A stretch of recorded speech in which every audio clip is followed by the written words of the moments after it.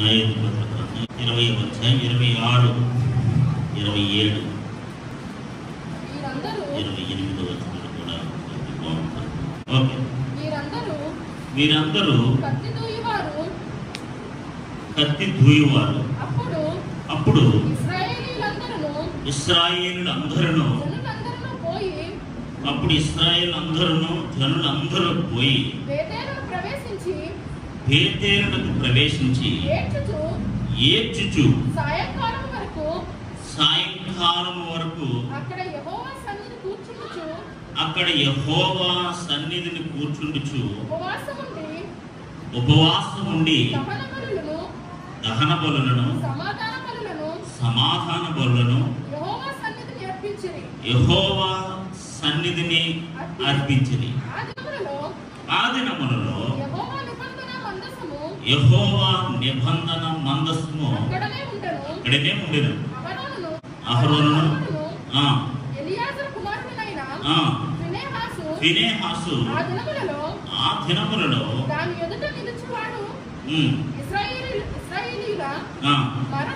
మరలా మా సహోదరుని బెన్యామీనులతో యుద్ధమునకు పోదుమా మానుడుదమా అని యెహోవా యొక్క విచారణ చేయగా, యెహోవా వెళ్ళండి, రేపు నీ చేతికి వారిని అప్పగించదనని సెలవిచ్చాను. దేవునికి స్తోత్రం కలుగుగా. హల్లెలూయా. ఈ యొక్క న్యాయాధిపతుల గ్రంథంలో ఇశ్రాయేలు ప్రజలు ఓవరాల్గా ఈ న్యాయాధిపతుల గ్రంథం అంతా మీరు చదివితే ఇశ్రాయేలు ప్రజలు చాలా సందర్భాల్లో చాలా పరిస్థితుల్లో దేవునికి వ్యతిరేకంగా తిరగబడినట్లుగా మనం చూస్తున్నాం. దేవునికి వ్యతిరేకమైన కార్యక్రమాలు, దేవునికి విరోధమైన కార్యక్రమాలు మీరు మొదటి వచనాల్లో మీరు చూస్తే వారి కన్నులకు వారి దృష్టికి ఏదైతే వాళ్ళు చేయాలనుకున్నారో అట్టి విధంగా వాళ్ళు చేసి దేవునికి వ్యతిరేకంగా ఒక పాపాన్ని ఒక శాపాన్ని మూటగట్టుకున్నట్లుగా మనం చూస్తున్నాం. చాలా సందర్భాలు మళ్ళీ వారు ప్రార్థన చేయడం, మళ్ళీ ఒక న్యాయాధిపతిని దేవుడు పంపించడం, మనం విడిపించడం, మళ్ళీ వారు తప్పిపోవడం, మళ్ళీ ఒక న్యాయాధిపతిని పంపించడం, ఇలాగా ఫ్రీక్వెంట్గా ఈ గ్రంథంలో జరుగుతుండేది అనమాట. సో అందుకనే దేవుడు విడిపించడానికి, ఇశ్రాయేలు ప్రజలు విడిపించడానికి ఒక్కొక్క న్యాయాధిపతిని పంపించేవాడు. అందుకనే ఇది న్యాయాధిపతుల గ్రంథం అయింది. సో చివరిది అధ్యాయంలోకి వచ్చేటప్పటికి దేవుడు ఏదో ఒక విధంగా వీరికి ఒక గుణపాఠం నేర్పించాలనుకున్నాడు. దేవుడు ఏదో విధంగా ఒక సందర్భాన్ని ఉపయోగించుకుని వారికి వినయ బుద్ధి కలిగి వారిగా తీసుకురావాలనుకున్నాడు. దేవుడు ఏదో ఒక సందర్భాన్ని ఉపయోగించుకుని వారి గర్వాన్ని అణిచి వారు విధేయులుగాను, వారు అనుకూలమైన బిడ్డలుగాను తమను తాము తగ్గించుకుని దేవుని ఎదుట లేకపోతే దేవుని సన్నిధిలో సంపూర్ణంగా వారు నిలబడినట్లుగా, లేకపోతే దేవుని ఎదుట సంపూర్ణంగా వారు బాగుపడినట్లుగా ఒక సందర్భాన్ని ఉపయోగించుకోవడానికి దేవుడు ఎదురు చూస్తున్నాడు. దేవునికి స్తోత్రం కలుగుగా. ఈ అధ్యాయం అంతా మీరు చదివినట్లయితే ప్రాముఖ్యమైన సందర్భం ఏం కనపడుతుందంటే అండి, అనుకోని విధంగా ఈ బెన్యామీయులు యాజకుడైన ఒక ఉపపత్నిని వాళ్ళు చంపేస్తారు గిబియాలో. మీరు ఇదంతా చదివితే మీకు అంత కన్ఫ్యూజ్డ్గా ఉంటారు. మీరు అందరూ ఇదంతా మీరు చదివితే చాలా కన్ఫ్యూజ్గా ఉంటుంది. సో మీరు ఇంటికి వెళ్ళిన తర్వాత ప్రశాంతంగా కూర్చొని చదవండి, మీకు క్లియర్గా అర్థమవుతుంది. మీరు అర్థమై చదివే లోపు నేను అర్థమయ్యేలా చెప్పడానికి ప్రయత్నం చేస్తాను. విషయం ఏంటంటే, ఇశ్రాయేలు ప్రజలందరూ కూడా బేతేలులో కూడుకుంటారు. ఎందుకు కూడుకుంటారంటే, ఒక యాజకుడి యొక్క ఉపపత్నిని ఈ బెన్యామీయులైన వారు గిబియా ప్రాంతంలో చంపేస్తారు, మానభంగం చేసి చంపేస్తారు. సో అలా చంపేసినప్పుడు ఇశ్రాయేలు ప్రజలకు కోపం వస్తుంది, ఎందుకంటే యాజకుడి యొక్క ఉపపత్ని కాబట్టి. సో చంపేసినప్పుడు వాళ్ళు అడుగుతారు, ఇశ్రాయేలు ప్రజలు అడుగుతారు బెన్యామీయుల్ని, ఎవరైతే తప్పు చేశారో ఆ గిబియా ప్రదేశంలో ఎవరైతే ఈ పని చేశారో వాళ్ళు మాకు అప్పగించండి, అది సరిపోతుంది మాకు. ఎవరైతే ఆ తప్పు చేశారో ఆ తప్పు చేసిన వాడిని మాకు అప్పగించండి, వాడిది యొక్క చేసిన తప్పుకి వాడిని మేము చంపేసి ఆ పాపాన్ని లేదా ఆ శాపాన్ని నిర్మూలన చేసేస్తాం అని అంటే, అప్పుడు బెన్యామీయులు ఏం చేస్తారంటే, మేము వాడిని అప్పగించాం, కావాలంటే మీతో యుద్ధం చేస్తామంటారు. వాడిని మేము మీకు అప్పగించాం, కావాలంటే రండి, మన యుద్ధం చేద్దాం, మన యుద్ధంలో ఎవరు గెలుస్తారో చూసుకుందాం అని చెప్పేసి ఈ బెన్యామీయులు ఇశ్రాయేలు ప్రజలతో అనవసరంగా తర్కం పెట్టుకుంటారు. మీకు అర్థమవుతుంది కదండి, ఇది ఒక అనవసరమైన గొడవ, అనవసరమైన యుద్ధం. ఒకవేళ ఈ బెన్యామీయులు తెలివైన వాళ్ళై ఉండి, అయ్యో మనకెందుకులే పాపం ఆ ఇశ్రాయేలు ప్రజల యొక్క ధ్యాస కూడా గొప్పవుతున్న అనవసరంగా మన వాళ్ళు ఎవరో చంపేశారంట, ఎవడరా చంపేశారంటే ఇల్లు అలాగ అప్పగించేస్తే సరిపోదు, ఒక తెలివైన పని. అలా కాకుండా చెడు చేసిన వాడిని, తప్పు చేసిన వాడిని, ఆ తప్పును తప్పిపుచ్చడానికి, లేకపోతే వాడిని రక్షించడానికి, వాడిని సేవ్ చేయడానికి, లేకపోతే వాడిని ఏదో విధంగా తెప్పించడానికి ఇశ్రాయేలు ప్రజలతో యుద్ధం చేయడానికి వాళ్ళు ఇష్టపడుతున్నారు. సో సరే, మీరు మాతో యుద్ధం చేస్తారంటే మాకేముంది, మేము కూడా యుద్ధం చేస్తాం. సుమారుగా ఇశ్రాయేలు ప్రజల పక్షంగా 4 లక్షల మంది ఉన్నారు. యుద్ధం చేయడానికి కానీ లేకపోతే వాళ్ళ పక్షంగా నిలబడడానికి సుమారు 4 లక్షల మంది ప్రజలు ఇశ్రాయేలు పక్షంగా ఉన్నారు. సో ఈ 4 లక్షల మంది మనకు ఉన్నారు కదా అని చెప్పేసి వీళ్ళు ఏదో ఒక తెలియని గర్వంతో, మేబీ ఈ సందర్భాన్ని ఉపయోగించుకుని దేవుడు ఇశ్రాయేలు ప్రజలకు బుద్ధి చెప్పాలనో, ఏదో విధంగా ఇశ్రాయేలు ప్రజల్ని ఒక గాడిలోకి తీసుకురావాలని దేవుడు ఈ సందర్భాన్ని ఉపయోగించుకున్నాడు. దేవుడికి స్తోత్రం కలుగునుగాక. ఓకే, యుద్ధానికి రెడీ అయిపోయారు కదా. 18వ వచనం మీరు చదవండి. ఇదంతా చదివితే మీరు కన్ఫ్యూజ్ అవుతారంటే 4 ముక్కలు చెప్పానంటే. 18వ వచనం, మీరు లేచి బేతేలునకు పోయి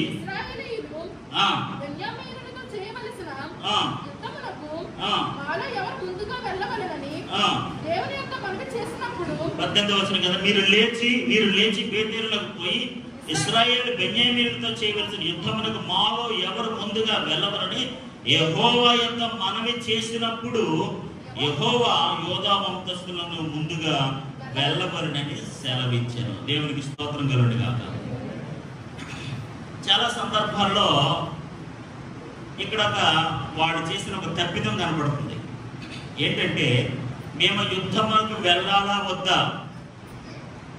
ఇప్పుడు వాళ్ళైతే యుద్ధానికి రమ్మన్నారండి. ఎవరో బెన్యామీనులు యుద్ధానికి రమ్మన్నారు. యుద్ధానికి రమ్మంటే మాత్రం వెళ్ళిపోవడమేనా? యుద్ధం చేయమనిగానే చేసేయడమేనా? ఇప్పుడు దేవుని యొక్క విచారణ చేయాలి కదా, దేవుని యొక్క మనవి చేయాలి కదా. ప్రభా యుద్ధానికి వెళ్ళమంటారు లేదా? చూడండి, 2వ సమూయేలు రాసిన గ్రంథం 5వ అధ్యాయం 19వ. దావీదు, నేను ఫిలిష్తీయులకు ఎదురుగా పోయేదనా, నువ్వు వాళ్ళ చేతులకు అప్పగిస్తావా? ఇప్పుడు వీళ్ళు అడిగిన దానికి దావీదు అడిగిన దానికి తేడా ఉందండి. ఇప్పుడు వీళ్ళు అడిగిన దానికి దావీదు అడిగిన దానికి తేడా ఉందా? నువ్వు వాళ్ళ చేతులకు అప్పగిస్తావా లేదా అని అడగట్లేదు. ఏమన్నారు? మాలో ఎవరు ముందుగా వెళ్ళాలి. ఇది ఒక విచారణ మాత్రమే. విచారిస్తున్నారు, అడుగుతున్నారు. ఎంక్వైరింగ్ గాడ్, దేవుని యొక్క విచారణ చేస్తున్నారు. ఎవరు ముందుగా వెళ్ళాలి? అంతేగాని ప్రభా నువ్వు అని మా చేతులకు అప్పగిస్తావా? మేము వెళ్ళుట క్షేమమేనా? మేము వెళ్ళుట ఆరోగ్యమేనా? మేము వెళ్ళుట విజయం కొరకేనా? మేము వెళ్ళుట గొప్ప సమాధానం కొరకేనా? ఇలాంటి ప్రశ్నలు ఏమీ లేవు. మేము ముందుగా ఎవరిని పంపాలి? ఇక్కడ దావీదు ఎలా అడుగుతున్నాడంటే, దావీదు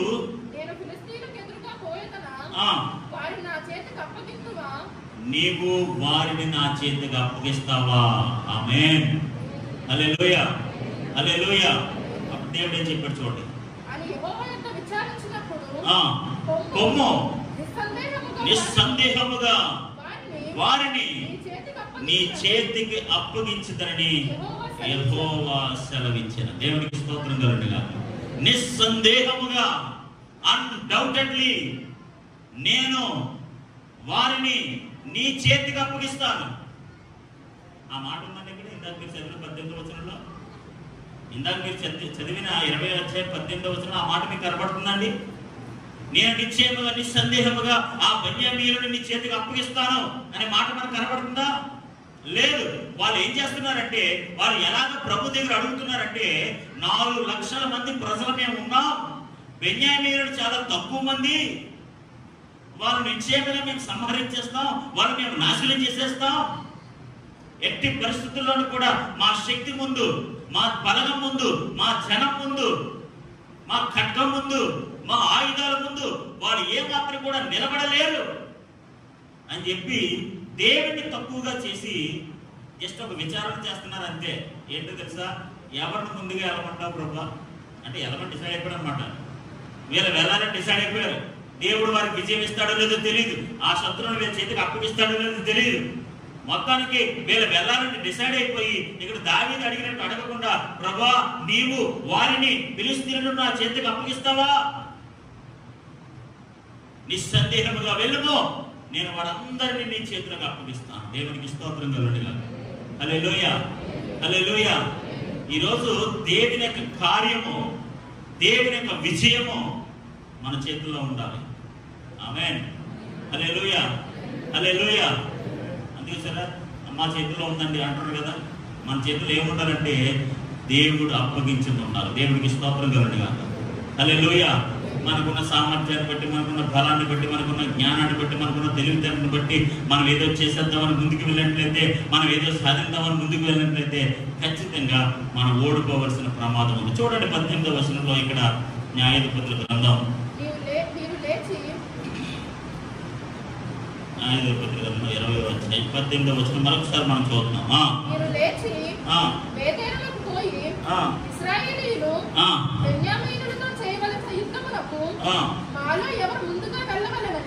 మాలో ముందుగా ఎవరు వెళ్ళవలనని దేవుని యొక్క ఒక జనరల్ మనవి మాత్రమే చేశారు. మాలో ముందుగా ఎవరు వెళ్ళవలనని యెహోవా యొక్క దేవుని యొక్క మనవి చేసినప్పుడు ఓకే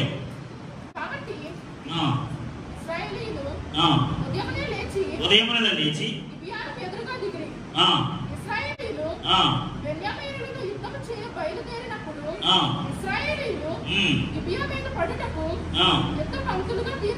యుద్ధ పంక్తులుగా తీర్చగా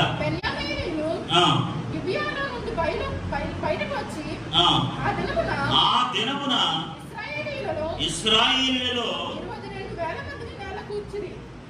22,000 మందిని నేలకు కూర్చిరి.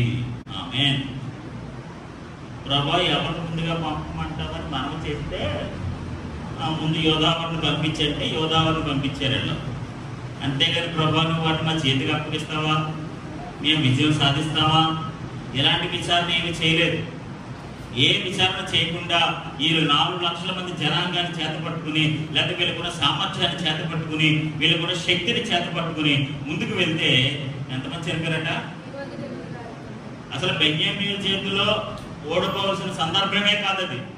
మేబీ దేవుడు ఇశ్రాయేలు ప్రజలకు ఒక గుణపాఠం నేర్పించడానికి, ఇశ్రాయేలు ప్రజలకు బుద్ధి చెప్పడానికి, ఇశ్రాయేలు ప్రజలకు వారి ఆధ్యాత్మిక స్థితిని, వాళ్ళు మర్చిపోయిన ప్రార్థన జీవితాన్ని, వాళ్ళు పోగొట్టుకున్న ఆధ్యాత్మిక సామర్థ్యాన్ని, వారు చేయవలసిన విధి విధానాన్ని మళ్ళీ వారికి నేర్పించడానికి, వాళ్ళు ఏదైతే చేయకుండా, సరైన విధంలో చేయకుండా, సరైన విధంలో బలర్పించకుండా, సరైన విధంలో కార్యక్రమాలు చేయకుండా, దేవుని సంపూర్ణంగా ఆయన వేడుకోకుండా, సంపూర్ణమైన సమాధానం పొందకుండా అలా ఇష్టానుసారంగా వెళ్ళిపోతే తద్వారా వచ్చే నష్టం 20,000 మంది నేలకు కూలిపోయారట. అంటే మొత్తం ఎంతమంది చెప్పారు? 22,000 మంది బెన్యామీను చేతులు ఇశ్రాయేలు ప్రజలు సంహరించబడ్డారు, చంపబడ్డారు, నాశనం అయిపోయారు. అప్పుడు వీళ్ళకి జ్ఞానోదయం అయింది.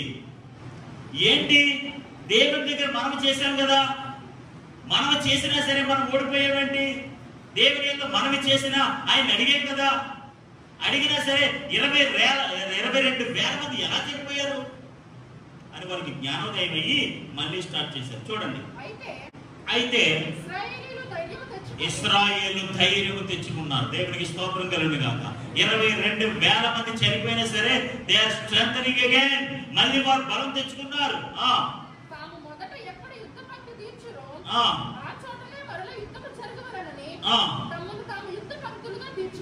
ఓకే, 23వ వచనం. మరియు ఇశ్రాయేలు పోయి సాయంకాలం వరకు యెహోవా ఎదుట ఏడ్చుచు. ఒక్క నిమిషం, మొదట చేశారు ఈ పని, 18వ వచనంలో ఈ పని చేశారండి. మీకు అర్థమవుతుందండి? ఆ లింక్ మీకు అర్థమవుతుందండి? 18వ వచనంలో యుద్ధానికి వెళ్ళినప్పుడు, లేకపోతే బెన్యామీనులతో మేము యుద్ధం చేయడానికి వెళ్తాం ప్రభా అని ఏడ్చారండి. ఏడ్చిన సందర్భం ఉందా? కన్నీరు గార్చిన సందర్భం ఉందా? వినయంతో మాట్లాడిన సందర్భం ఉందా? మేము వెళ్తున్నాం ప్రభా, ఎవరు ముందుగా పంపించమంటా ఉన్నారు. నేను హాస్టల్లో ఉన్నప్పుడు, అంటే జనరల్గా మీకు అర్థం ఉండని చెప్తున్నాను, వాటిని ఉండేవాడు. వాటిని పర్మిషన్ అడగాలంటే ఎలా అడుగుతారండి? అడి దగ్గరికి వెళ్ళి నిలబడి, అవునా కదా బ్రదర్, నేను బయటికి వెళ్తున్నాను, so I need your permission అని అడిగి వాడు ఎస్ ఈ గో అని పర్మిషన్ ఇస్తే అప్పుడు మనం వెళ్ళాలి. దట్స్ ద రూల్, అంతే కదండి. నేను ఏం చేసేవాడు తెలుసా? అక్కడ కూర్చునేవాడు అనుకో, నేను ఎంత చెప్పేవాడు. మా వాటిని అక్కడ కూర్చునేవాడు, నేను వెళ్తానే, మరి అక్కడ ఆగేవాడు కాదు. బ్రదర్ అని జస్ట్ గోయింగ్ అవుట్ అవి బ్యాక్ అంటే వస్తే అయిపోయింది. ఇంకా అడిగి ఇచ్చాడా చచ్చాడా వెళ్ళమంటాడా వద్దంటాడు ఇంకెంత నాకు అనవసరం. అడిగితే నాకేంటి ఇవ్వకపోతే నాకేంటి, జస్ట్ నేను నడుచుకుంటూ వెళ్ళి చెప్పేసేవాడిని. నడుచుకుంటూ వెళ్తూ చెప్పేవాడిని. ఆగి అక్కడ నిలబడి నేను ఎలా వెళ్దాం అనుకున్నాను, వెళ్ళమంటా వద్దంటావా అంత డిపార్ట్మెంట్ ఉండేది కాదు.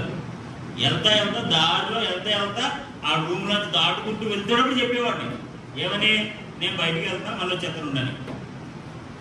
మా క్లాస్మేట్స్ ఎవరు అడిగితే పర్మిషన్ అడిగే విధానం ఏంటి? వెళ్తా అడుగుతారేంటి? ఆగి అడగచ్చు కదా. అలాంటి డిపార్ట్మెంట్ అన్నమాట ఈ డిపార్ట్మెంట్. 18వ వచనంలో పర్మిషన్ అడిగిన డిపార్ట్మెంట్ ఎలాంటి డిపార్ట్మెంట్ అంటే, ఏ విధమైన వినయం లేకుండా, ఏ విధమైన పశ్చాత్తాపం లేకుండా, ఏ విధమైన కన్నీరు లేకుండా, ప్రభా మేము ఇశ్రాయేలు బెన్యామీను మీద యుద్ధానికి వెళ్తున్నాం, ఒక ఉన్నతమైన కార్యం చేయడానికి నీ పక్షముగా. ఇశ్రాయేలు ప్రజలు అంటే ఎవరో? దేవుడి పక్షమైన ప్రజలు. దేవుడు వారికి తోడుగా ఉన్నాడు, దేవుడు వారికి సహాయం చేస్తాడు అని భరోసా నమ్మకం కలిగిన వారు. అలాంటి ప్రజలు 22,000 మంది చనిపోతే ఇశ్రాయేలు ప్రజలు ఏం చేయాలి? ఏదో సరి చేసుకోవాలి, ఏదో సరిదిద్దుకోవాలి, ఏదో క్రమపరుచుకోవాలి. చేయాల్సింది ఏదో సంపూర్ణంగా చేయలేకపోతున్నాం. వెళ్ళాల్సిన మార్గం ఏదో సంపూర్ణంగా వెళ్ళలేకపోతున్నాం. చేయాల్సిన ఘనమైన కార్యం ఏదో సంపూర్ణంగా మేము చేయలేకపోతున్నాం. పశ్చాత్తాపడి వాళ్ళు సరి చేసుకున్న దినాన ఖచ్చితంగా దేవుడు వారికి విజయం ఇస్తాడు. ఆమేన్, హల్లెలూయా. మనం ఎలా పెడితే అలా వెళ్తే విజయం రాదండి. మనం ఎలా పడితే అలా దేవుని కార్యక్రమాలు చేస్తే దేవుని కార్యాలు మనం చూడలేమండి. ఎవరిని దేవుడు మన చేతులకు అప్పగించడండి, మన చేతుల్లో ఆశీర్వాదం ఉండదండి. మన చేతుల్లో కార్యాలు ఉండవండి, మన చేతుల్లో అద్భుతాలు ఉండవండి. మన చేతులు ఖాళీ చేతులుగా ఉంటాయి. దేవుడు వేటిని మనకు అప్పగించాడు. దేవుడు మన చేతులకి ఒక ఘనమైన కార్యాన్ని అప్పగించాలంటే, ఒక మహిమ కలిగిన కార్యాన్ని అప్పగించాలంటే, దేవుని కొరకు బలమైన కార్యం చేయడానికి నీ హస్తాన్ని దేవుడు బలపరచాలంటే, శత్రువుల సహితము నీ చేతులకు దేవుడు అప్పగించాలంటే, ఒక క్రమమైన మార్గంలోనే మనం వెళ్ళాలి. దేవుడికి స్తోత్రం కలుగునుగా. హల్లెలూయా, హల్లెలూయా, హల్లెలూయా. అలా ఎలా పడితే అలా వెళ్ళిపోతే కుదరదు. దేవునికి స్తోత్రం, హల్లెలూయా.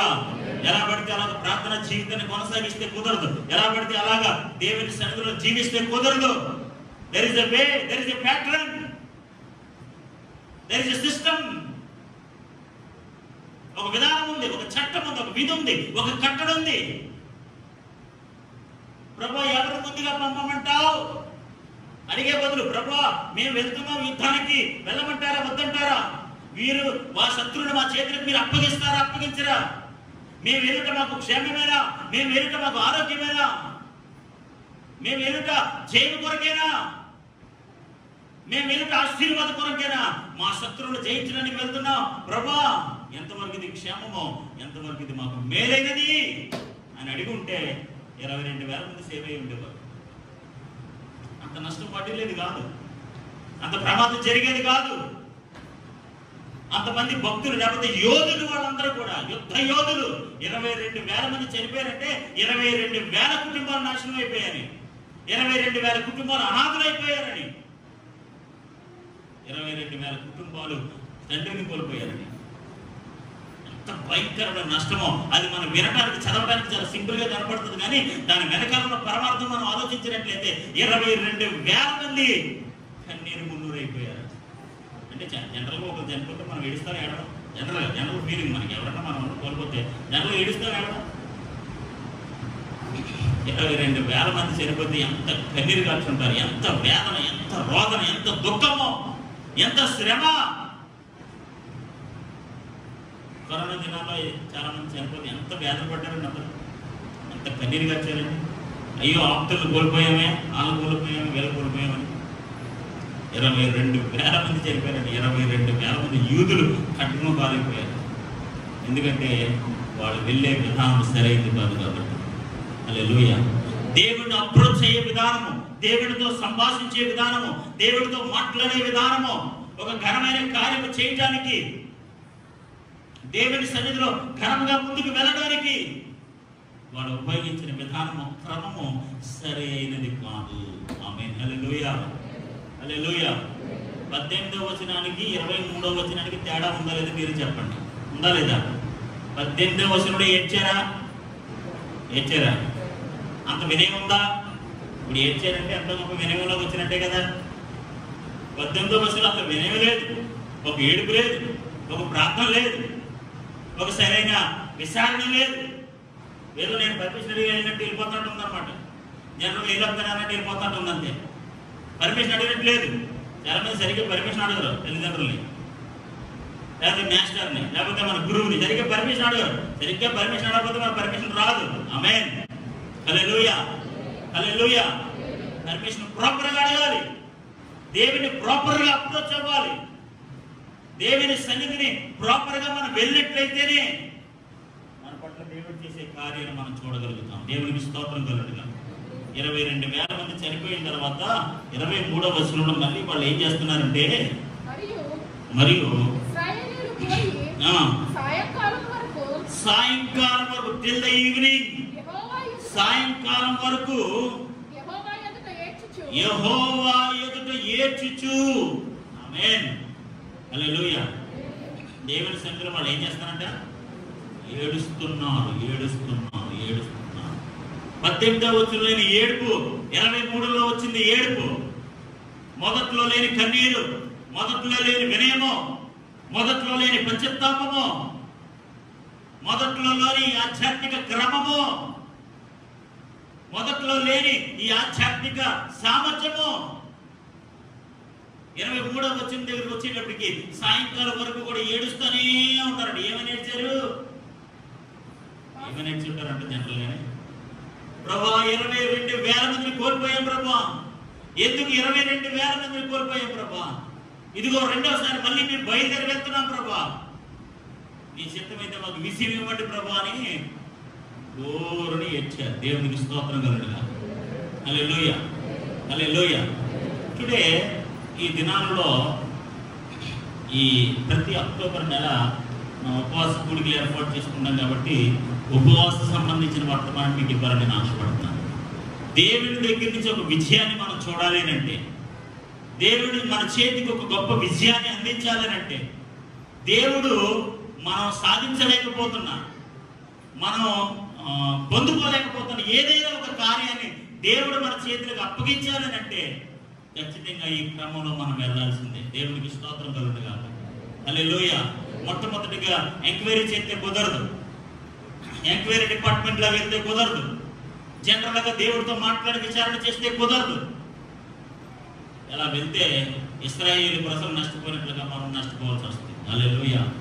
4 లక్షల మంది ప్రజలు ఉన్నాం కదా, 4 నిమిషాలు వెళ్ళొచ్చేస్తాం, 4 నిమిషాల్లో పోరాడేస్తాం, మా కట్టానికి వాళ్ళు బలైపోతారు.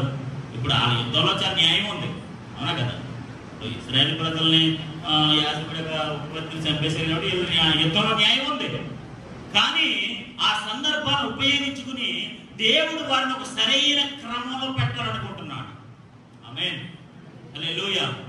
ఈ ఉపవాస కూడికలు ఒకవేళ నేను క్రమంలో పెట్టడానికే, ఈ ఉపవాస కూడికలు ఈ సందర్భాన్ని బట్టి, ఈ ఉపవాస కూడికల సందర్భాన్ని బట్టి దేవుడి యొక్క విచారణ చేసే విధానంలో, దేవుని అప్రోచ్ అయ్యే విధానంలో మనం ఏదో విధంగా సరిచేయాలని ఈ సందర్భాన్ని దేవుడు వాడుకుంటూ ఉన్నాడని నేను అనుకుంటున్నాను. దేవుడికి స్తోత్రం కలుగుగాక.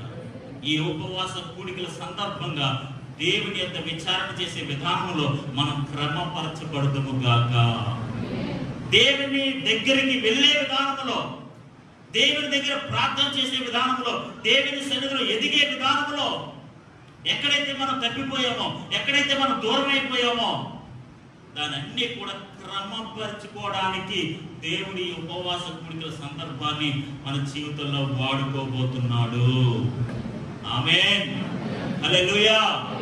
మొదట వెళ్ళారు 18వ వచనంలో, వెళ్ళారా లేదా? వెళ్తే ఏమైంది? విచారణ చేసి వెళ్ళిపోయారు అంతే. వెళ్ళిపోతే 22,000 మంది అవుట్. మళ్ళీ 23వ వచనంలో మళ్ళీ బయలుదేరారు. యెహోవా యందు ఏడ్చుచు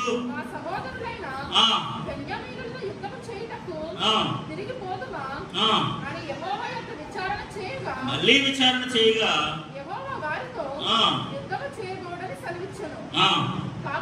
కాబట్టి 24వ వచనం చదువుతున్నాం. కాబట్టి ఇశ్రాయేలీయులు రెండవ దినమున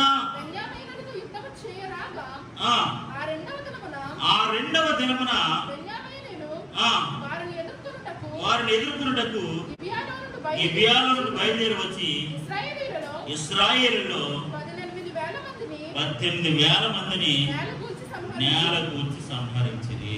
సరిపోలేదు. స్తోత్రం, హల్లెలూయా, హల్లెలూయా. మొదటిసారి ఎంతమంది అట? 22. ఇప్పుడు ఎంత?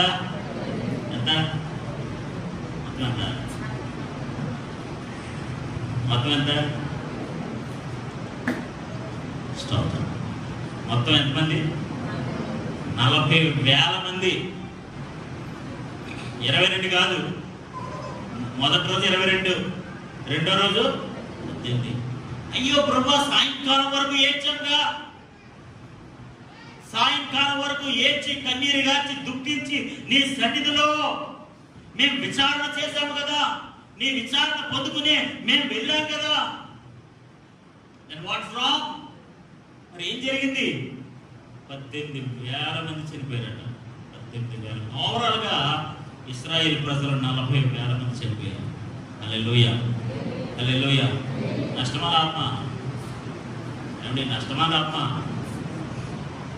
ఏం చెప్పండి, నష్టమా లాభమా? 40,000 మంది నష్టమే కదండి. కరోనా వల్ల నష్టమా లాభమా? ఏంటి లాభమా నష్టమా? మీకు నష్టమే. ఆమేన్, హల్లెలూయా, హల్లెలూయా. దేవుడు కరోనాను వాడుకున్నాడేమో నేను క్రమపరచడానికి, మన సరి చేయడానికి, సరిదిద్దడానికి, ఇశ్రాయేలు ప్రజల యొక్క గర్వాన్ని అణచడానికి, వారిని విధేయులుగా చేయడానికి, వారిని క్రమపరచడానికి, వారిని సరైన మార్గంలో పెట్టడానికి, విధేయులుగా మార్చడానికి దేవుడు ఈ సందర్భాన్ని వాడుకుని వారిని సరిచేస్తున్నాడు. వారిలో ఉన్న పశ్చాత్తాపాన్ని రేపిస్తున్నాడు. అయ్యో, ఇంకా దేవుళ్ళలో మేము సంపూర్ణంగా ఉండాలేమో, ఇంకా దేవుళ్ళలో, ఇంకా ప్రభువులో ఇంకా బలంగా ఎదగాలేమో అనే డౌట్ దేవుడు క్రియేట్ చేస్తున్నాడు. విచారణ చేసి వెళ్ళినా 22,000 మంది చనిపోయారు. ఏడ్చి కన్నీరు గార్చి దుఃఖపడి వెళ్ళినా 18,000 మంది చనిపోయారు. What is next? ఇంకా ముందు ఏం చేయాలి అని ఆలోచన వారిలో రేకెత్తిస్తున్నాడు దేవుడు. ఇంకా ఏం చేస్తే మేము విజయం సాధిస్తాం, ఇంకా ఏం చేస్తే దేవుడి దగ్గర నుంచి ఒక ఫలాన్ని మేము పొందుకుంటాం, ఏం చేస్తే ఒక బ్లెస్సింగ్ మేము పొందుకుంటాం అని వారిలో ఆలోచన ప్రారంభమైంది. దేవునికి స్తోత్రం కలుగునుగా. హల్లెలూయా. ఫస్ట్ 2 రోజులు ఓడిపోయారు, నష్టపోయారు. దేవుని యొక్క విచారణ చేస్తూనే వెళ్తున్నారు. ఈ డిపార్ట్మెంట్ మర్చిపోకండి. వాళ్ళు దేవుని దగ్గర అడిగే వెళ్తున్నారు. మొట్టమొదటిసారి కూడా అడిగారు, కానీ సరిగ్గా అడగలేదు, సరిగ్గా చేయలేదు. రెండోసారి కూడా విచారణ చేశారు, ఏడ్చారు, అది కూడా సరిపోలేదు. అప్పుడు కూడా నష్టమే వచ్చింది. That final thing. Amen, hallelujah. ఇప్పుడు మనం చదివిన వాక్య భాగం. ఈ 18,000 మంది, 40,000 మంది ఎలాంటి వారంటే కత్తి దూయివారు. అప్పుడు ఇశ్రాయేలులందరూ, జనులందరూ, అప్పుడు ఎప్పుడు? అప్పుడంటే ఎప్పుడండి? 22,000 మంది చనిపోయిన తర్వాత, 18,000 మంది చనిపోయిన తర్వాత, నష్టము వాటిల్లిన తర్వాత, సమస్తమును కోల్పోయిన తర్వాత, ఈ పని ఏదో ముందే చేయొచ్చుగా, ఈ కార్యక్రమం ఏదో ముందే తలపెట్టచ్చు కదా, ఈ విజ్ఞత ఏదో ముందే ఉండాలి కదా. 4 లక్షల మంది ప్రజలు ఉన్నాం, మేమందరూ యుద్ధ శూరులము, యుద్ధ వీరులము, మేము ఎలా వెళ్ళినా మాకు విజయం వచ్చేస్తుంది, మేము ఏం చేసినా సాధించేస్తాం అని ఒక విధమైన గర్వంతో, వెన్నెమ్మ లేకుండా, దేవుని యందు సంపూర్ణ భక్తి లేకుండా దేవుని ఎదుట సమయం సరైన క్రమము లేకుండా ఇష్టానుసారంగా వెళ్ళినట్లయితే తద్వారా వచ్చే నష్టాన్ని ఇశ్రాయేలు ప్రజలు చూసినట్లుగా మనం కూడా చూడాల్సి వస్తుంది. హల్లెలూయా, హల్లెలూయా. ఫైనల్ గా ఏం చేశారంటే, అప్పుడు ఇశ్రాయేలు అందరూ జనులందరూ పోయి బేతేలునకు ప్రవేశించి, దేవుడికి స్తోత్రం కలుగునుగాక. హల్లెలూయా.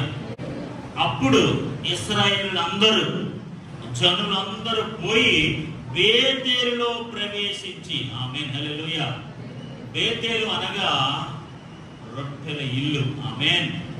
ద ప్రొవిజన్ ఆఫ్ గాడ్, దేవుడు సమృద్ధినిచ్చే స్థలము, అక్కడ దేవుని మందసము నిలిచి ఉండే స్థలము. అందుకని మీరు 20 కింద వచ్చిన అక్కడ అక్కడనే దేవుని మందసము నిలిచి ఉన్నది అని మీరు చదువుతారు అక్కడ. సో ఇప్పుడు వీళ్ళందరూ కూడా ఎక్కడ గ్యాదర్ అయ్యారట? Back to Bethel. ఇప్పుడు బేతేలుకి వచ్చారు అంటే దేవుడి దగ్గరికి వచ్చారు. వచ్చి ఏడ్చుచు అనే డిపార్ట్మెంట్ రెండోసారి చేశారు వాళ్ళు. ఆమేన్. మొదటి అప్రోచ్ కి, రెండవ అప్రోచ్ కి, మూడవ అప్రోచ్ కి మీరే వ్యత్యాసం చూడండి. చాలా స్పష్టంగా 3 విషయాలు చెప్పి నేను ముగించడానికి ప్రయత్నం చేస్తాను. దేవుడు ఈ సందర్భాన్ని ఉపయోగించుకుని ఇశ్రాయేలు ప్రజల భక్తిలో క్రమపరుస్తున్నాడు. That's my point. You get my point? బెన్యామీను ఇశ్రాయేలు యొక్క యుద్ధాన్ని దేవుడు ఆ సందర్భాన్ని ఉపయోగించుకుని భక్తిలో వాళ్ళు ఎలా ఉండాలో, నా సన్నిధికి వాళ్ళు ఎలా రావాలో, నా సన్నిధిలో ఎలాగ వారు ఎదగాలో అని ఒక విధమైన క్రమములోనికి, ఒక విధానములోనికి నడిపించడానికి దేవుడు వారిని ఆ సందర్భం కూడా నడిపిస్తున్నాడు. అంతే. దేవునికి స్తోత్రం కలుగునుగాక. హల్లెలూయా, హల్లెలూయా. 22,000 మంది పర్లేదు, 40,000, 18,000 మంది, 4 లక్షల మంది ఏమైపోతారు? 4 లక్షలతో పోలిస్తే 40,000 తక్కువే కదా అండి. 4 లక్షలతో పోలిస్తే 40,000 తక్కువే. సో ఇప్పుడు ఫైనల్ గా ఇంకో స్టెప్ వచ్చేసారు వాళ్ళు. మొదట ఏడవలేదు, జస్ట్ విచారణ చేశారు, just enquiry of God, enquiry చేసుకుని వెళ్ళిపోయారంతే. రెండో సందర్భం 23వ వచనంలోకి ఏడ్చారు, సాయంకాలం దాకా ఏడ్చారు. మరి ఎలా ఏడ్చారు నాకు తెలియదు. దేవుని అంత విచారణ చేశారు, ఏడ్చారు, కన్నీరు కార్చారు, అయినా ప్రయోజనం రాలే. ఫైనల్ గా ఒక నిర్ణయానికి వచ్చారు. దేవునికి స్తోత్రం కలుగునుగాక. హల్లెలూయా, హల్లెలూయా.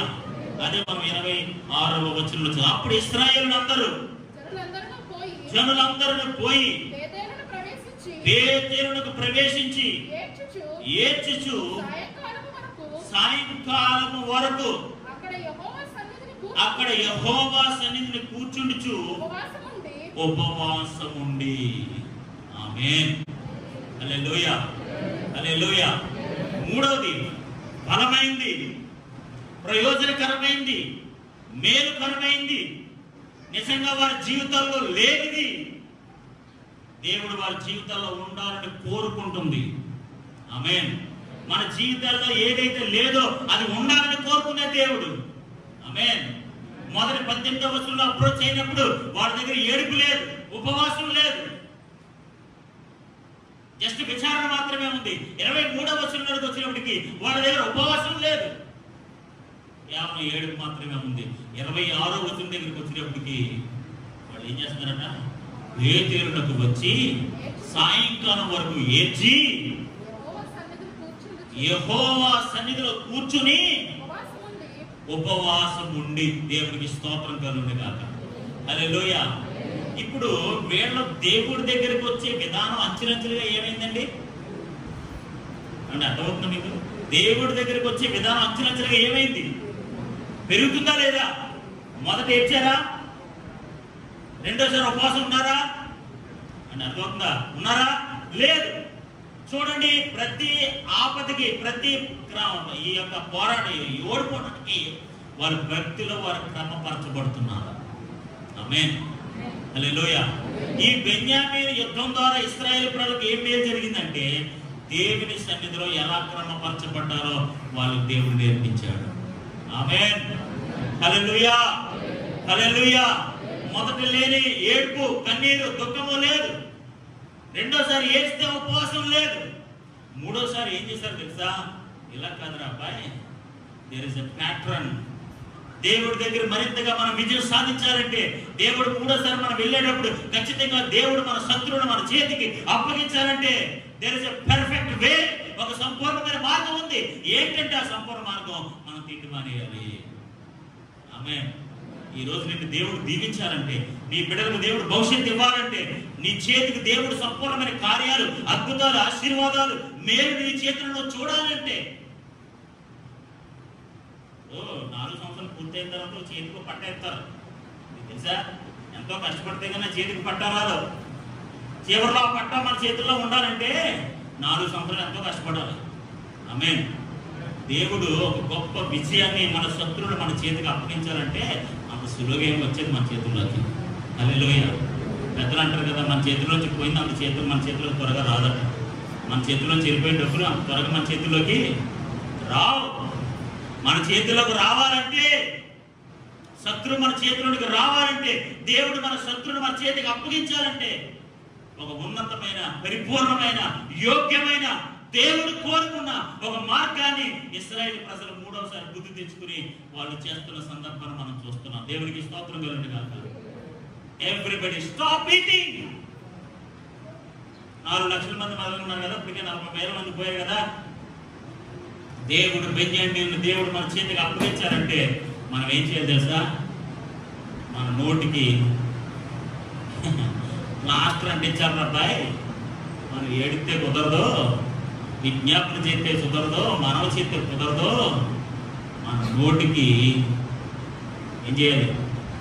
మన నోటికి ఏం చేయాలి? ప్లాస్టర్ పెట్టాలి. దేవునికి స్తోత్రం కలుగును గాక. ఈ 3 దినాల ఉపవాస కూడికలు దేవుడిని జీవితంలో గొప్ప విజయాన్ని ఇవ్వడానికి. ఆమేన్. నువ్వు జనరల్గా ప్రార్థన చేసేవేమో, నేను జనరల్గా కన్నీళ్ళు కాస్త ప్రార్థన చేసేవేమో. ఈ దేవుడు ఈ 2020లో ఉపవాసం నుండి ప్రార్థన చేసే అనుభవం నుండి నేను నడిపించబోతున్నాను. మునుపెన్నడూ లేని ఉపవాస దినాల నుంచి నేను దేవుడిని తీసుకువెళ్ళబోతున్నాను. నీ జీవితంలో సంపూర్ణంగా నువ్వు యమనస్తులు జనరల్గా మనం మాట్లాడుతుంటే జనరల్గా కామన్గా మా ఊరు ఉండలేడండి, మా ఆయన గారు ఉండలేరండి, ఆవిడ ఉండలేరండి, జనరల్గా ఫీలింగ్ అన్నమాట. ఉండలేరు, సైకలాజికల్ ఫీలింగ్ అన్నమాట. ఉండలేరు, ఉండలేము అని సైకలాజికల్ ఫీలింగ్ అంతే మనకి. మానవుడు తలుచుకుంటే చేయలేదంటూ ఏది లేదు, నాకు తెలిసి. ఆమేన్. హల్లెలూయా, హల్లెలూయా, హల్లెలూయా. మీరు తలుచుకుంటే, మీరు అనుకుంటే, ఉదాహరణకి ఇక్కడ 2 లక్షల మంది ప్రజలు ఉన్నారండి. 2 లక్షల మంది ఇశ్రాయేలు అందరూ, జనులు అందరూ పోగి ఒక మాట మీదకి వచ్చారు. ఏంటో తెలుసా? Let us stop eating. మనందరూ తిండి మానేద్దాము. ఆమేన్. హల్లెలూయా, హల్లెలూయా. బెన్యామీను చేతిలో మనం విజయం చూడాలి అని అంటే, దేవుడు మన శత్రువును మన చేతికి అప్పగించాలి అని అంటే మామూలు ప్రార్థన సరిపోదు, కన్నీటి ప్రార్థన సరిపోదు, ఉపవాస ప్రార్థన ఇంక్లూడ్ అవ్వాలి. దేవుడికి స్తోత్రం కలుగును గాక. ఇప్పుడు మొదటిసారి విజయం ఇచ్చేసారు అనుకోండి, అనుకుందాం. ఫర్ ఎగ్జాంపుల్ 18వ వచనంలోనే దేవుడు వారికి విజయం ఇచ్చేసి అనుకోండి, ఏడుస్తారా? 18వ వచనంలోనే దేవుడు వారికి విజయం వస్తే వాళ్ళు ఏడుస్తారా? ఏడ్చే అనుభవం వాళ్ళకి వస్తుందా? వేర్చే అనుభవం ఉంటే ఆధ్యాత్మిక అనుభవం వాళ్ళు పొందుకోగలరా? పొందుకోలేరు. ఎప్పుడైతే మొదటిసారి ఓడిపోయారో రెండోసారి వెళ్ళినప్పటికీ ఏ అనుభవం వచ్చింది తెలుసా? ఏడ్చే అనుభవం వచ్చింది. ఆమేన్. హల్లెలూయా. ఇప్పుడు మొదటి విజ్ఞాపన విచారణ అనుభవంతో పాటు రెండవది ఏడ్చే అనుభవం వచ్చింది. ఇప్పుడు ఏడ్చిన దేవుడు వాళ్ళు విజయం ఇచ్చేసారు అనుకోండి, ఉపవాస అనుభవం వచ్చినా. ఆమేన్. హల్లెలూయా. దేవుడు ఇశ్రాయేలు ప్రజలకి ఉపవాస అనుభవంలో నడిపించడానికి వాళ్ళని క్రమపరుస్తున్నాడు. ఆమెను వారి స్తోత్రం చెప్పాడు. ఈ ఉపవాస కూడికల్లో, ఉపవాస అనుభవంలో దేవుడు నడిపించాలని ఇష్టపడుతున్నాడు. ఒకవేళ నీ జీవితంలో ఎప్పుడు ఎన్నడూ ఉపవాసం లేని అనుభవం నీకు ఉన్నట్లయితే మేబీ ఈ సందర్భాన్ని ఉపయోగించుకొని ఈ ఉపవాస అనుభవంలోకి మీరు వచ్చుదురు గాక. ఆమేన్, ఆమేన్. ఇశ్రాయేలు ప్రజలకి ఈ దుఃఖముతో ఏడుపుతో కూడిన అనుభవం లేనప్పుడు దేవుడే అనుభవాన్ని వారికి నేర్పించాడు. అవునగా, దేవుడే నేర్పించాడు. ఆ ఓడిపోయారు కాబట్టి అనుభవం కూడా వెళ్ళారు. లేదా అనుభవం కూడా వస్తారు, వాళ్ళు వస్తారండి. 18వ వచనంలో దేవుడు వాళ్ళకి విజయం ఇచ్చేస్తే ఇంకేడ్చే అనుభవం వాళ్ళకి ఏమొస్తుంది? రాదు, ఏడ్చే అనుభవం రాదు. ఈరోజు మన బిడ్డలకి అన్ని అనుభవాలు ఉండాలి. దేవునికి స్తోత్రం కలుగునుగా. మన అందరికీ కూడా అన్ని రకాల అనుభవాలు ఉన్నా మనం వెళ్ళాలి, నేర్పించాలి. దేవుడు అలా నేర్పిస్తాడు. ఉపవాసం ఉండనన్న వద్దు ఉపవాసం ఉండేలా చేస్తాడు దేవుడు. హల్లెలూయా, హల్లెలూయా, హల్లెలూయా. దేవుడు మన ఆధ్యాత్మికతను క్రమపరిచే దేవుడు. ఏదో ఒక సందర్భాన్ని ఉపయోగించుకుని ఇశ్రాయేలు ప్రజలు బెన్యామీను యుద్ధం ఆ సందర్భాన్ని ఉపయోగించుకుని ఇశ్రాయేలు ప్రజల్ని ఆధ్యాత్మిక అనుభవాలు గుండా క్రమపరుస్తూ నడిపిస్తున్నాడు దేవుడు. ఏడుపు రానోడికి, దుఃఖమే లేనోడికి ఆ దుఃఖ అనుభవం నడిపిస్తున్నాడు. అసలు ఉపవాసం అనే అనుభవం లేని వాడికి మీరు ఉపవాసం ఉండండి అని ఉపవాస అనుభవంలో నడిపించిన దేవుడు. దేవునికి స్తోత్రం కలుగునుగా. హల్లెలూయా, హల్లెలూయా. దేవుని బిడ్డలారా, దేవునికి కార్యాలు చూడాలంటే అన్ని అనుభవాలు గుండా నువ్వు వెళ్ళాల్సి ఉన్నది. దేవునికి స్తోత్రం. దేవుడు ఇశ్రాయేలు ప్రజలకి గొప్ప విజయం ఇచ్చే ముందుగా వాళ్ళని ఆధ్యాత్మిక క్రమపరుస్తున్నాడు. ఆ దుఃఖ ఏడ్చే కన్నీటి అనుభవం కూడా నేర్పిస్తున్నాడు. ఉపవాసం అనుభవం కూడా వాళ్ళు నేర్పిస్తున్నాడు. ఇన్ని అనుభవాలు కూడా దేవుడు వారిని నడిపించి అప్పుడు వారికి విజయం ఇచ్చాడు. దేవునికి స్తోత్రం కలుగునుగా. హల్లెలూయా. దేవుడు ఎలాంటి వాడంటే అన్ని అనుభవాలు కూడా నేను నడిపించి, అన్ని అనుభవాలు కూడా నిన్ను నడిపించి గొప్ప విజయాన్ని చేతికిచ్చే దేవుడే ఉన్నాడు. దేవునికి స్తోత్రం. అప్పుడు మూడోసారి వీళ్ళు ఏం చేశారంటే, ఏడుపు కాదురా, ఏడ్చాడు. మొదటిసారి ఏడ్చారు, రెండోసారి ఏడ్చారు, మూడోసారి చూడండి, పేతురు ప్రభువు ఏడ్చుచు సాయంకాలం వరకు అక్కడ యెహోవా సన్నిధి కూర్చుండి ఉపవాసం ఉండి.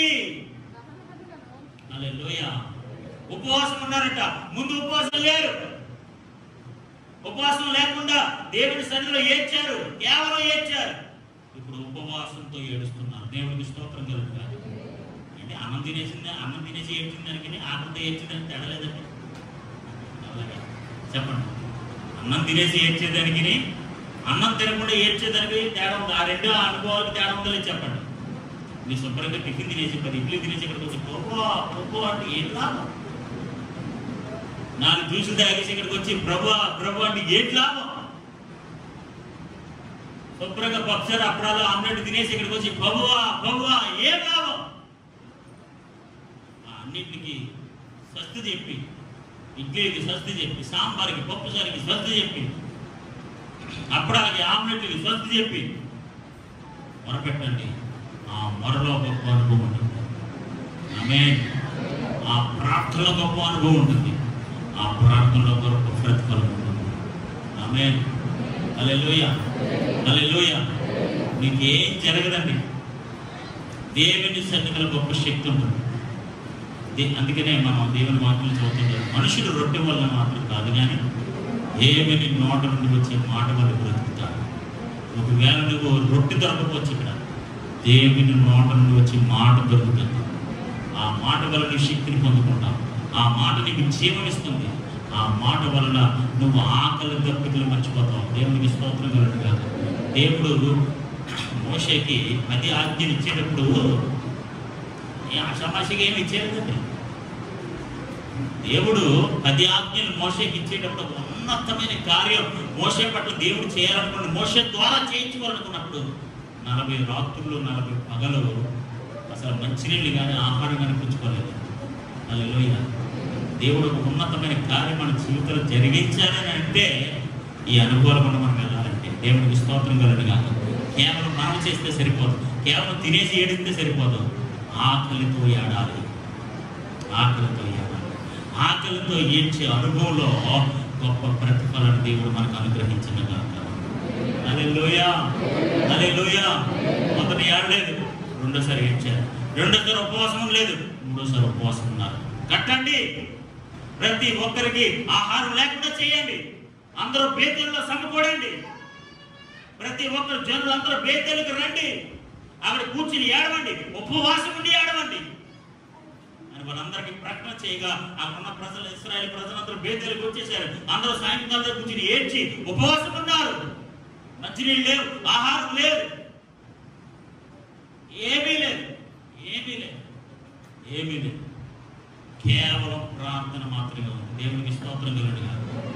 పేతురు అనగా దేవుని సన్నిధిలో ఉపవాసం ఉండి సాయంకాలం వరకు వారు విజ్ఞాపన చేసి ప్రార్థన చేస్తే దేవుడు వారి పట్ల గొప్ప కార్యం జరిగించాడు. దేవునికి స్తోత్రం కలుగును గాక. హల్లెలూయా, హల్లెలూయా. ఈ 3 దినాలు ఉపవాస కూడికల సందర్భంగా దేవుడు నిన్ను ఈ అనుభవం కూడా నడిపించును గాక. ప్రార్థన అనుభవం కూడా నడిపించును గాక. కన్నీటి ప్రార్థన అనుభవం కూడా నడిపించును గాక. ఉపవాస కన్నీటి ప్రార్థన అనుభవం కూడా నిన్ను నడిపించును గాక. హల్లెలూయా. మూడోది మోస్ట్ పవర్ఫుల్. ఆమేన్. మూడోది ఏంటండి? మోస్ట్ పవర్ఫుల్ అన్నమాట. ఇంకా అలాంటి పవర్ఫుల్ వెపన్ ఇంకా అక్కడ తర్వాత ఇంకేమీ లేదు.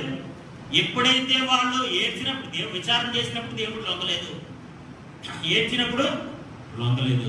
మూడోది ఏంటి తెలుసా? ఉపవాసమే. దేవునికి స్తోత్రం. హల్లెలూయా. మనందరికీ తెలిసిన ట్రిక్కే కదా. చిన్నప్పుడు ఏదైనా కావాలంటే అన్నం మానేటమే. చిన్నప్పుడు ఏదైనా కావాలంటే ఏమనేటం? అన్నం మానేస్తే చాలు, మన ట్రిక్ ఓకే అయిపోతుంది. దేవుడి దగ్గర కూడా అంతే, సింపుల్ లాజిక్. Stop eating. తినడం మానేయండి,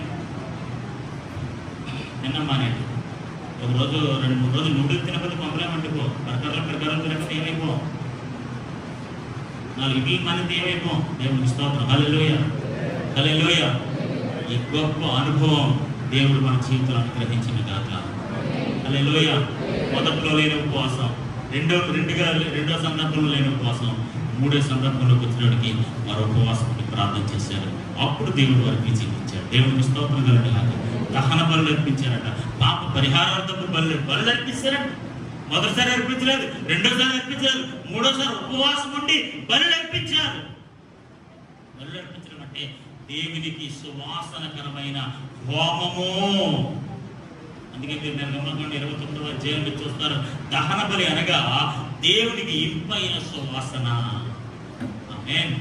దహన బలి అనగా దేవునికి ఇంపైన సువాసన.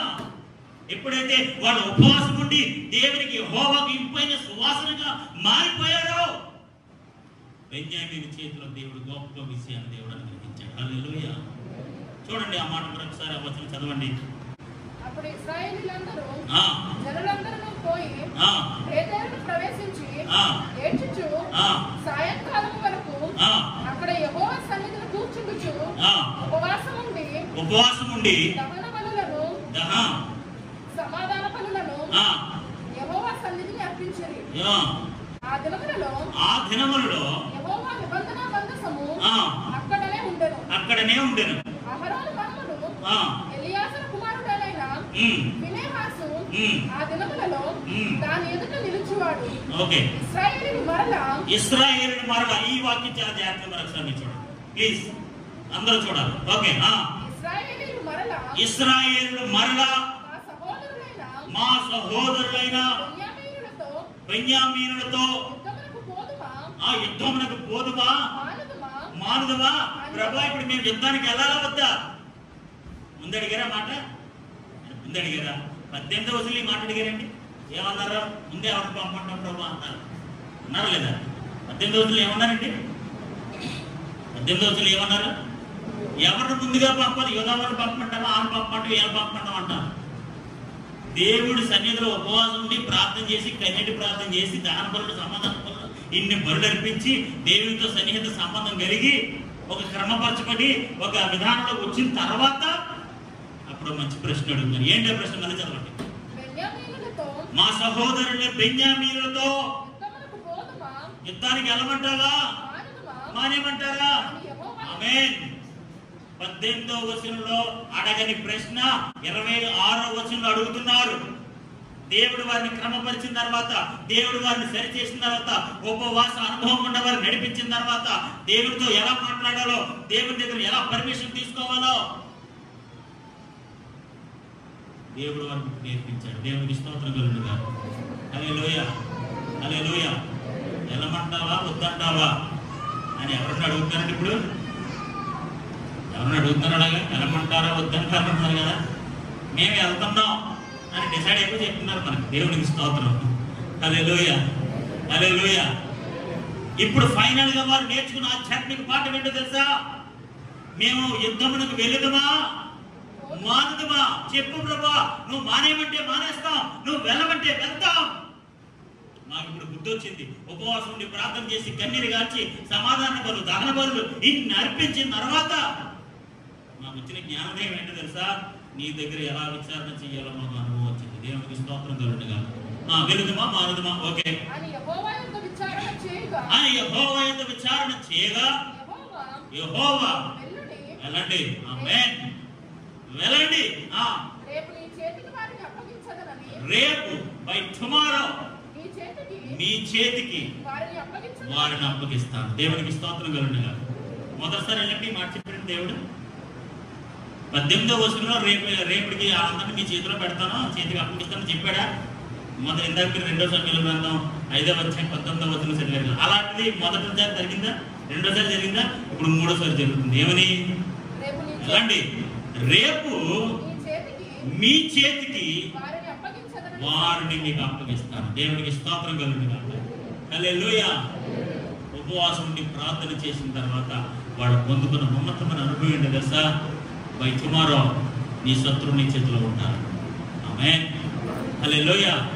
18వ వచనంలో అనుభవం వాళ్ళకి దొరకలేదు, 23వ వచనంలో అనుభవం వాళ్ళకి దొరకలేదు, 26వ వచనంలో ఉపవాసం దహనములు సమాధానములు అన్ని అర్పించి దేవుని మందసాన్ని నడిపించి యాజకుడు విన్యాసాలు ఉన్న తర్వాత అన్ని దైవికంగా ఉపవాసం ఉండే కార్యక్రమాలన్నీ చేసిన తర్వాత నేను మీ చేతికి అప్పగిస్తున్నాను. దేవునికి స్తోత్రం కలుగునుగా.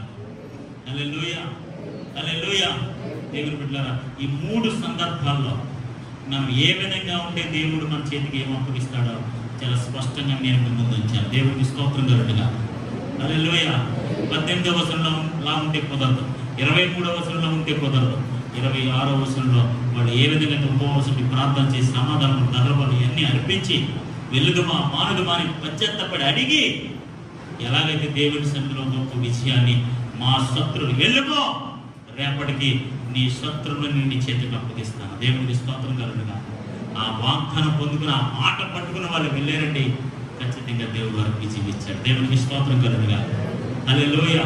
ఈ 3 దినాల ఉపవాస కూడికల్లో నీ చేతుల గొప్ప ఆశీర్వాదాలతో దేవుడు నింపునుగా. 3 దినాలు నీ చేతులు దేవుడు బలపరచునుగాక. అనేకులకు ఆశీర్వాదకరమైన చేతులుగా, మేలుకరమైన చేతులుగా, ఏదైనా సాధించగలమనే పట్టుదల కలిగిన చేతులుగా దేవుడు మన ఉపవాస కూడికల్లో మన అందరి హస్తములు దేవుడు బలపరచబోతున్నాడు. దేవునికి స్తోత్రం కలుగునుగా. హల్లెలూయా, హల్లెలూయా. మార్కు సువార్తలో మనం చూస్తాం కదా 9వ అధ్యాయం 29వ వచనంలో, ప్రభా ఎందుకు మేము ఈ ప్రియాన్ని వెళ్ళగొట్టలేకపోయామని అంటే ఏమంటారు తెలుసా? యేసు వారు ఉపవాస ప్రార్థన వల్లనే ఇంటిది వదిలిపోతుంది. ఏదైనా వదిలిపోవాలి అంటే, శత్రువులు మన వదిలిపోవాలి అంటే, ఏదైనా మన వదిలిపోవాలి అంటే దేవుని సన్నిధిలో ఉపవాసం ఉండి ప్రార్థన చేయటమే. ఆమేన్. మీ కుటుంబంలో ఉన్న శాపం, మీ కుటుంబంలో ఉన్న బలహీనత విడిచిపోవాలి, వదిలిపోవాలి, తుప్పు గిప్పు అన్ని వదిలిపోవాలంటే ఖచ్చితంగా దేవుని సన్నిధిలో ఉపవాసం ఉండి ప్రార్థన చేయాలి. దేవునికి స్తోత్రం కలుగునుగా. ఖచ్చితంగా దేవుడు ఉపవాస ప్రార్థన అనుభవం ద్వారా గొప్ప విజయాలు ఇశ్రాయేలు ప్రజలకు ఇచ్చినట్లుగా మన సంఘానికి కూడా దేవుడు అనుగ్రహించి ఆయన సన్నిధిలో దీవించబడినట్లుగా ఆయన కొరకు మనకు అనుగ్రహించిన దాకా మోకరించాలని ప్రార్థన చేసుకున్నాం. భగవానికి స్తోత్రం, స్తోత్రం, స్తోత్రం, స్తోత్రం, స్తోత్రం, స్తోత్రములు. అందరూ చక్కగా మోకరించి ఒక మాట ప్రార్థన చేద్దాం. ప్రభు, మా ఆధ్యాత్మికతను క్రమపరిచే దేవుడు అయ్యా, మా ఆధ్యాత్మిక జీవితాన్ని సరిచేసే దేవుడు ప్రభు. కన్నీటి అనుభవం ఉండ ఇశ్రాయేలు ప్రజలు నడిపించిన దేవానికి వందనాలు. ఉపవాస అనుభవం ఉండ వారిని నడిపించిన దేవానికి వందనాలు. మా క్రైస్తవ ఆధ్యాత్మిక జీవితాల్లో ప్రభు ఏ అనుభవాలైతే మాకు లేవో, ఏ అనుభవాలైతే మేము చూడలేదో, ఏ అనుభవాలైతే మేము పొందుకోలేదో ప్రభు, ఈ ఉపవాస కూడికల ద్వారా మేము పొందుకోలేని అనుభవాన్ని మేము పొందుకుందాము కాక. ఈ 3 దినాల ఉపవాస కూడికల ద్వారా ఒకవేళ మీరు మమ్మల్ని దర్శించిన అనుభవం మాకు లేదేమో ప్రభు, మీరు మాతో సూటిగా మాట్లాడిన అనుభవం మాకు లేదేమో ప్రభు, మీరు మమ్మల్ని దర్శించిన అనుభవం మాకు లేదేమో ప్రభు, సూటిగా మీరు మాతో మాట్లాడిన అనుభవం మాకు లేదేమో ప్రభు, మీరు మమ్మల్ని దర్శించిన అనుభవం మాకు లేదేమో ప్రభు. ఈ అద్భుతమైన 3 దినాలలో మేము ఎన్నడూ పొందుకునే అనుభవాలు మా జీవితాలు మీరు అనుగ్రహించబోతున్నందుకు వందనాలు ప్రభువానికి స్తోత్రం. అందరూ చేతులు ఎత్తి స్వరాలు ఎత్తి ప్రభువా మేము ఎన్నడూ చూడని అనుభవాలు గుండా మమ్మల్ని నడిపించండి. ప్రార్థన చేయండి. అందరూ ఎలుగెత్తి ప్రార్థన చేయండి. ప్రభువా ఇశ్రాయేలు ప్రజలు కన్నీటి అనుభవాలు నేర్పించావు ప్రభువా, ఉపవాస అనుభవం నేర్పించావు ప్రభువా, బలులు అర్పించాలని అనుభవం కూడా నడిపించావు ప్రభు. నీతో ఎలాగ క్రమపరచబడాలో, నీ సన్నిధిలో ఎలా విజ్ఞాపన చేయాలో, నీ సన్నిధిలో ఎలా మనవి చేయాలో, నీ సన్నిధిలో ఎలా జవాబు పొందుకోవాలో అలాంటి అనుభవాలు కూడా నడిపించావు ప్రభు. వారిని అంచెలంచెలుగా ఉన్నతమైన అనుభవంలోకి నడిపించావు ప్రభు. మొదటి లేని అనుభవాన్ని రెండోసారి ఇచ్చావు ప్రభు, రెండవసారి లేని అనుభవాన్ని మూడోసారి ఇచ్చావు ప్రభు. ఈ ఉపవాస కూడికల్లో మేము పొందుకోలేని, మేము చూడని, మేము గ్రహించని నూతన అనుభవాలతో మీరు మమ్మల్ని దర్శించబోతున్నారు. నూతన అనుభవాలతో, నూతన కార్యాలతో, నూతన అనుభవాలతో ఈ ఉపవాస కూడికల్లో మమ్మల్ని దర్శించబోతున్నారు ప్రభు. మేము పొందుకున్న అనుభవాలు మేము చూడాలి ప్రభు. Give us a new experience Lord. కొత్త అనుభవాలు చెప్పండి అందరూ కూడా. ప్రభు ఈ ఉపవాస కూడికల్లో కొత్త అనుభవం దయచేయండి, నూతన అనుభవం దయచేయండి, నూతన కార్యాలు దయచేయండి, నూతన ప్రసన్నతను దయచేయండి, నూతన విలువలను దయచేయండి.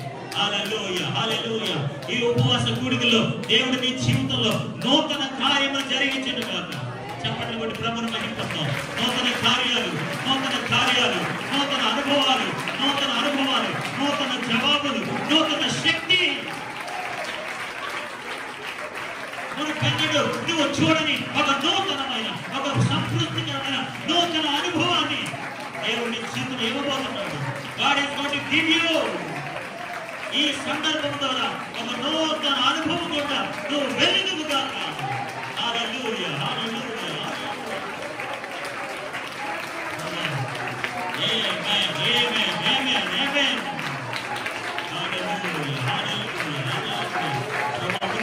చూడని అనుభవాలు, మీరు పెద్దలు అనుభవించిన అనుభవాలు, నూతన అనుభవాలు, నూతన కార్యాలు, నూతన శక్తి, నూతన మహిమ ప్రతి ఒక్కరి జీవితం అనుగ్రహించండి. ప్రతి ఎవరి బిడ్డని దర్శించండి, ప్రతి ఎవరి బిడ్డని దర్శించండి. నూతన అనుభవాలు దయచేయండి, కొత్త అనుభవాలు దయచేయండి, నూతన సృష్టిగా మార్చండి. అనుభవానికి స్తోత్రం, స్తోత్రం, స్తోత్రం, స్తోత్రం. నూతన అనుభవాలు ఉన్న వారిని నడిపించబోతున్నందుకు నీకు వందనాలు ప్రభు. కార్యాలు జరిగించాను. ఎత్తబడిన వాక్యం ప్రతి భక్తుల హృదయంలో మేలుకరంగా, ఉపయోగకరంగాను, ప్రయోజనకరముగాను వారి జీవితంలో ఉన్నట్లుగా నీ కార్యం జరుగుతున్నామని మహిమ యేసు పరిశుద్ధమైన నామములో అడిగి వేడుకుంటున్నాం మా పరమ తండ్రి.